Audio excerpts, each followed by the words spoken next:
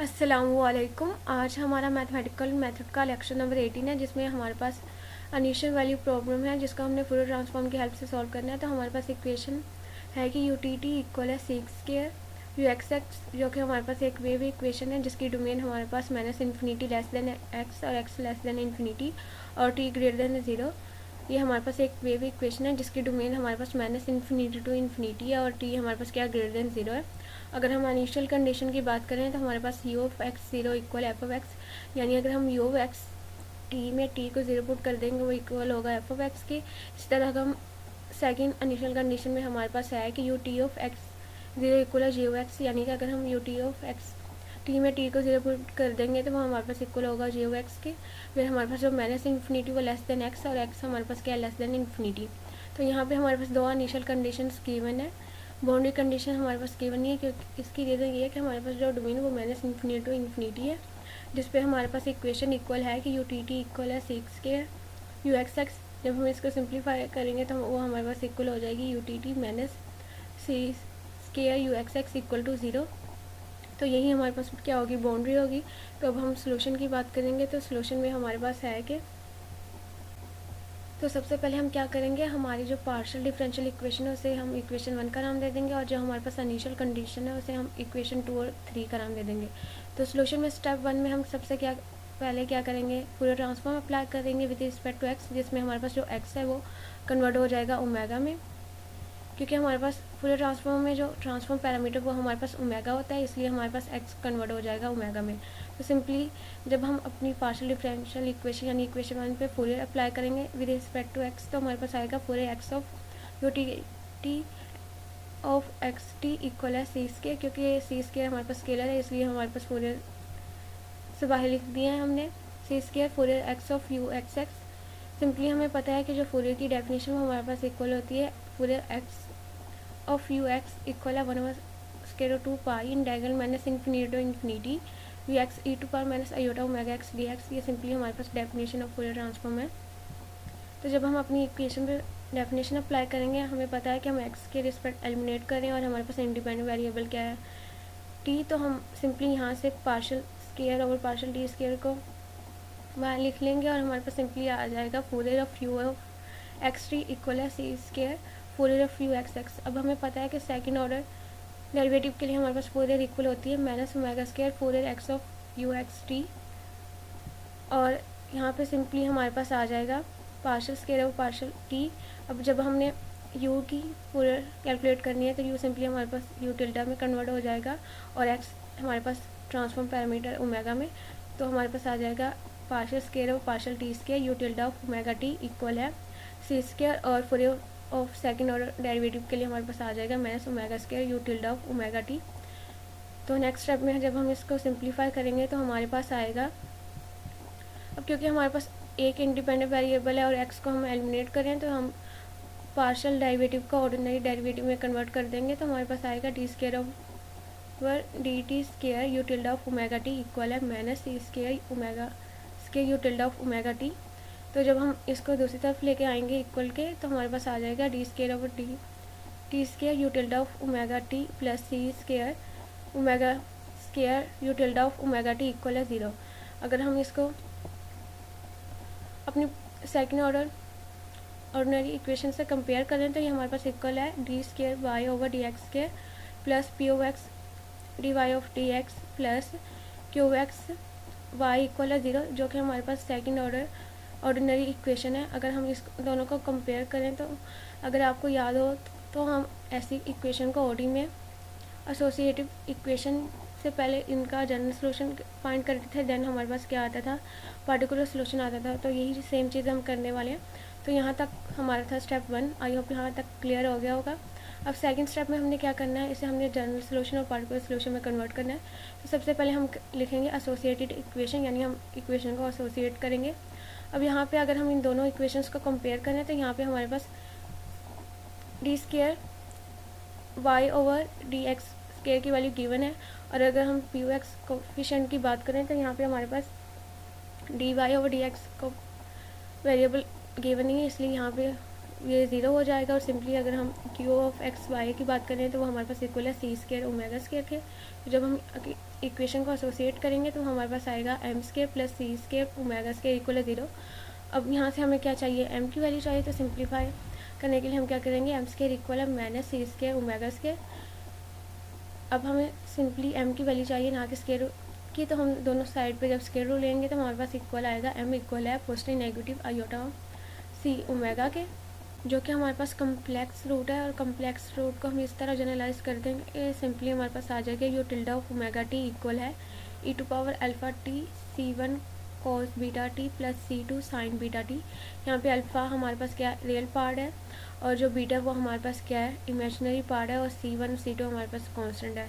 तो जब हम वैल्यू को सब्स्टिट्यूट करवाएंगे तो सिंपली यहाँ पे क्योंकि हमारे पास रियल पार्ट इक्वल है 0 के, तो अल्फ़ा के प्लेस पे हमारे पास आ जाएगा 0, यानी हमारे पास इक्वल आएगा e to power 0t multiply 5 tilde of omega.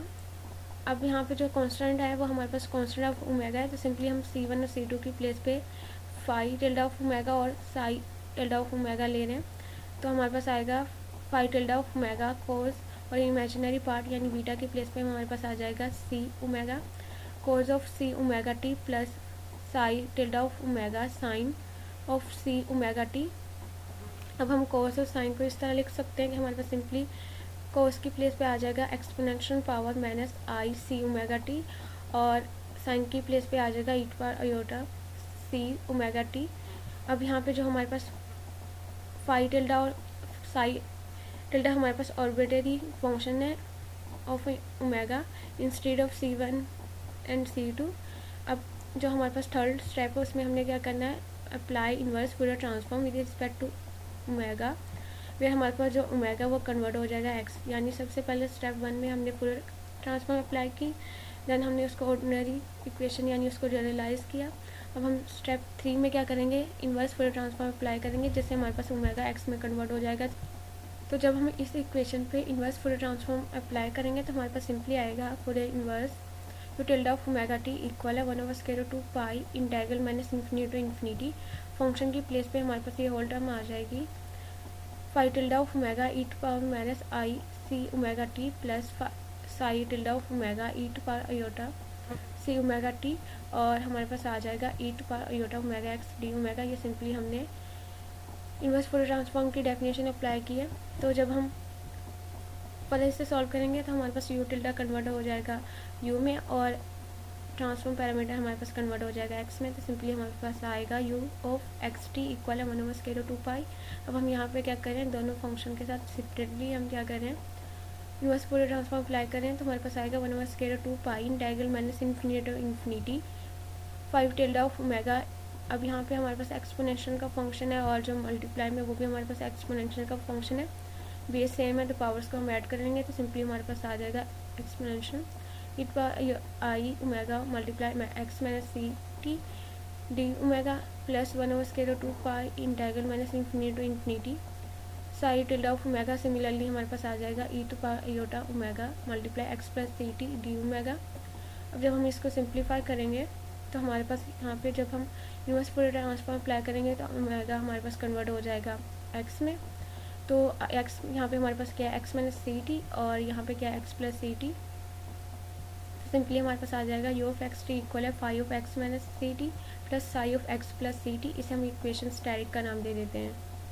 तो ये था हमारे पास स्टेप 3। अब स्टेप 4 पे हमने क्या करना है, इनिशियल कंडीशंस को यूज़ करना है, जो कि हमारे पास इक्वेशन 2 और 3 थी। तो फर्स्ट इनिशियल कंडीशन में हमारे पास था कि यू ऑफ एक्स 0 इक्वल है एफ ऑफ एक्स, यानी हम जब टी को 0 पुट करेंगे तो वो इक्वल होगा एफ ऑफ एक्स के। तो सिंपली जब हम इस इक्वेशन में टी को 0 पुट करेंगे तो हमारे पास आएगा 5 of x plus psi of x equal F of X. अब सेकंड हमारे पास इनिशियल कंडीशन क्या थी कि U T of x 0 equal है जी ऑफ एक्स, यानी जब हम यू टी में टी को 0 पुट करवाएंगे तो वो इक्वल होगा जी ऑफ एक्स के। तो सिंपली हम सबसे पहले इसका क्या लेंगे डेरिवेटिव, क्योंकि हमें यू टी चाहिए और यहाँ पे हमारे पास सिंपली क्या है यू।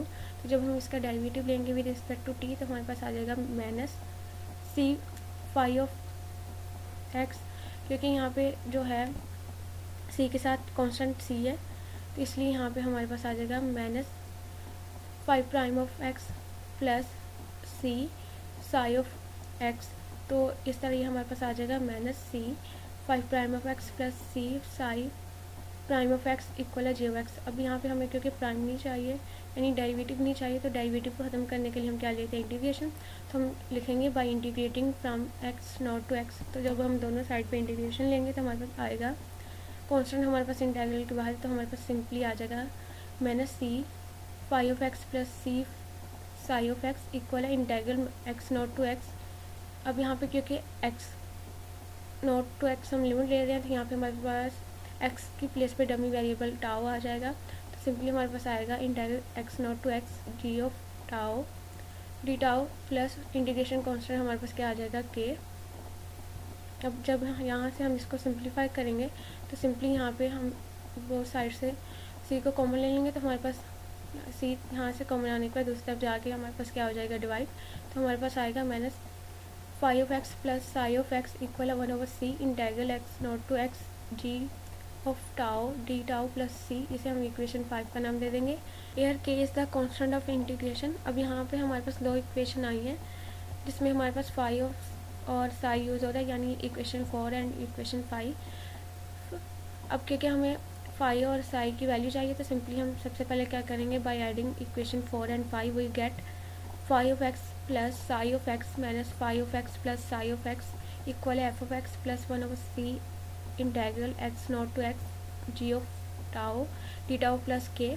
जब हम इसको सिंप्लीफाई करेंगे तो हमारे पास फाई ऑफ एक्स से phi of x cancel, simply हमारे पास आ जाएगा two psi of x equal F of x plus 1/c integral x naught to x ji of tau D tau plus के।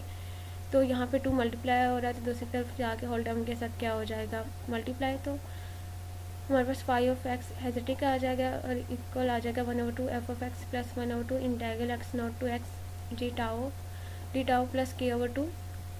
अब यहाँ से हमारे पास साई ऑफ एक्स की वैल्यू आ गई। अब हमें क्या चाहिए, फाई ऑफ एक्स की वैल्यू। तो उसके लिए हम क्या करेंगे, दोनों इक्वेशन 4 और 5 को क्या कर देंगे, सब्ट्रैक्ट कर देंगे। तो we get phi of x plus psi of X. अब यहाँ पे क्योंकि माइनस का साइन था, तो जब हम माइनस करेंगे तो ये प्लस में कन्वर्ट हो जाएगा और ये माइनस में, तो सिंपली यहाँ से हमारे पास साई ऑफ एक्स से साई ऑफ एक्स कैंसिल हो जाएगा। तो हमारे पास जो आएगा 2 फाई ऑफ एक्स इक्वल है f of x minus 1/c integral x naught to x d tau plus के। अगेन यहाँ पे 2 मल्टीप्लाई हो रहा है, तो दूसरी तरफ जाके क्या हो जाएगा, डिवाइड हो जाएगा। तो इस तरह हमारे पास फाई ऑफ एक्स इक्वल आ जाएगा 1/2 f of x minus 1/2c integral x naught to x d tau plus k. अब क्योंकि हमें फाई ऑफ और साई की वैल्यू चाहिए थी अपनी रिक्वायर्ड सोल्यूशन में पुट करने के लिए, जो कि हमारे पास इक्वेशन स्टैटिक थी। अब जब हम इक्वेशन स्टैटिक में फाई और साई की वैल्यू पुट करेंगे, तो यहाँ पर सिंपली हमारे पास जो वेरिएबल वो एक्स माइनस सी टी है, तो उसके लिए हमें क्या करना पड़ेगा, फाई की वैल्यू में एक्स की प्लेस पे एक्स माइनस सी टी पुट करना पड़ेगा और साई की वैल्यू में एक्स की प्लेस पे एक्स प्लस सी टी। तो इस तरह जब हम वैल्यूज़ को रिप्लेस करवाएंगे तो हमारे पास सिंपली इक्वेशन स्टैटिक में वैल्यू सब्सटीट्यूट करने से हमारे पास आ जाएगा you of x T equal है 1/2 f of x minus C t minus 1/2c integral x naught to x minus C t. क्योंकि हम फाई की वैल्यू में एक्स की प्लेस पे एक्स माइनस सी टी पुट कर रहे हैं, इसलिए हमारे पास इंटीग्रल में भी एक्स की प्लेस पे एक्स माइनस सी टी आ जाएगा g tau of d tau minus k plus 1/2। अब हम क्या करें, साई की वैल्यू में एक्स की प्लेस पे एक्स प्लस सी टी पुट कर रहे हैं, तो हमारे पास आया f of x plus C T plus 1/2c integral x naught to x plus C t g tau of d tau plus k. अब यहाँ से हम क्या करेंगे, इंटीग्रल वाली वैल्यूज़ को एक साइड पर कर लेंगे और सिंपल वैल्यूज़ को एक साइड पे। तो सिंपली हमारे पास आएगा u of x T equal है 1/2 multiply f of x minus C T plus f of x plus C T plus 1/2c। अब यहाँ पे हम क्या करें, माइनस को कॉमन ले रहे हैं, integral x naught to x minus C t g tau D tau plus integral x naught to x plus C t g tau of d tau. अब यहाँ पे हमारे पास जो माइनस के/2 था और यहाँ पे प्लस, तो ये दोनों कैंसिल हो गए हमारे पास। तो सिंपली हमारे पास इस फॉर्म में आंसर आ गया। अब यहाँ पे क्योंकि माइनस साइन है, तो नेक्स्ट स्टेप में हम क्या करेंगे, इंटीग्रल की लिमिट्स को चेंज करेंगे। तो यहाँ पे हमारे पास नेगेटिव पॉजिटिव में कन्वर्ट हो जाएगा, तो सिंपली ये टर्म हमारे पास हेजिट आ जाएगी plus 1/2c integral x minus सी टी एक्स नॉट। हम यहाँ पे जस्ट इंटीग्रल की लिमिट को चेंज करें g tau of d tau plus x naught to x plus C t g tau of d tau. अब क्योंकि हमें पता है कि हम एडवांस एनालिसिस में पढ़ चुके हैं कि अगर हमारे पास जनरल एक integral minus infinity to zero plus second integral हमारे पास ज़ीरो से पॉजिटिव इन्फिनिटी हो तो वो प्लस होके इक्वल हो जाते हैं integral minus infinity to infinity. तो ये हमारे पास जनरल था। जब हम इन दोनों इंटीग्रल को कंपेयर करेंगे क्योंकि फंक्शन सेम है तो इंटीग्रल को जब हम ऐड करेंगे तो सिंपली हमारे पास इंटीग्रल आ जाएगा you of x T equal है 1/2 f of x minus C T plus f of x plus C T plus 1/2 c integral हमारे पास आ जाएगा integral x minus C t to x plus C t g tau of t tau. तो ये था हमारे पास required solution of wave equation जिसको हमने आज डिस्कस करना था। तो हमारे मिड टर्म के सिलेबस में ये लास्ट क्वेश्चन था जिसमें हमने सेकंड ऑर्डर इक्वेशन को फूरियर ट्रांसफॉर्म की हेल्प से सॉल्व करना था। आई होप ये आपको क्लियर हो गया होगा। अगर किसी का कोई भी क्वेश्चन हो तो वो पूछ सकता है मुझसे। अल्लाह हाफिज़।